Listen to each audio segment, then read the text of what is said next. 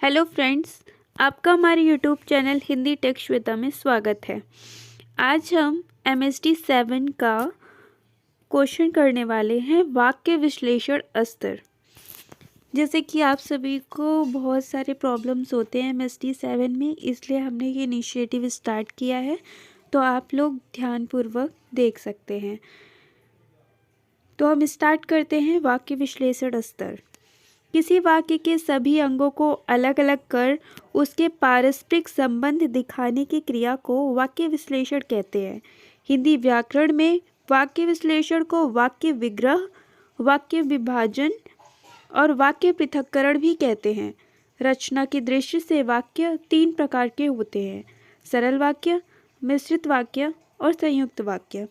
जैसे कि आप सभी लोअर क्लास में भी ये पढ़ चुके हैं कि वाक्य के कितने भेद होते हैं, उसी प्रकार से बस थोड़ा सा इसका टर्म जो है वो थोड़ा सा डिफ़िकल्ट दे दिया है। करना आपको वही है, आपको सरल वाक्य को भी डिफ़ाइन करना है, मिश्रित वाक्य को डिफ़ाइन करना है और संयुक्त वाक्य को डिफ़ाइन करना है। अब हम देखते हैं कि अलग अलग वे में देखते हैं कि सरल वाक्य क्या होता है। इसमें वाक्य का उद्देश्य का विस्तार, विधेय और उसका विस्तार बताया गया है। यदि विधेय सकर्मक होता है, विधेय सकर्मक मतलब जिसमें कर्म होता है, तो उसका कर्म, उसका विस्तार भी दिखाना पड़ता है। उदाहरण, मोहन का भाई मेरी पुस्तक धीरे धीरे पढ़ता है। इसमें उद्देश्य का विस्तार है, मोहन का बड़ा भाई, और उद्देश्य क्या है? भाई, मतलब कर्ता कौन होता है। क्रिया आप जानते ही हैं, पढ़ता है, कर्म पुस्तक, कर्म का विस्तार मेरी, क्रिया का पूरक या अन्य विस्तार है धीरे धीरे, जो बस एडिशनल में दे दिया जाता है। मिश्रित वाक्य का विश्लेषण, जिस वाक्य रचना में एक से अधिक सरल वाक्य हो और उनमें एक प्रधान हो, शेष उसके आश्रित हो, उसे मिश्र वाक्य कहते हैं।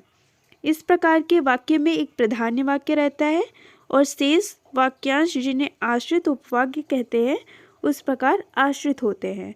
आश्रित उपवाक्य 3 प्रकार के होते हैं: पहला संज्ञा उपवाक्य, दूसरा विश्लेषण उपवाक्य, तीसरा क्रिया विश्लेषण उपवाक्य।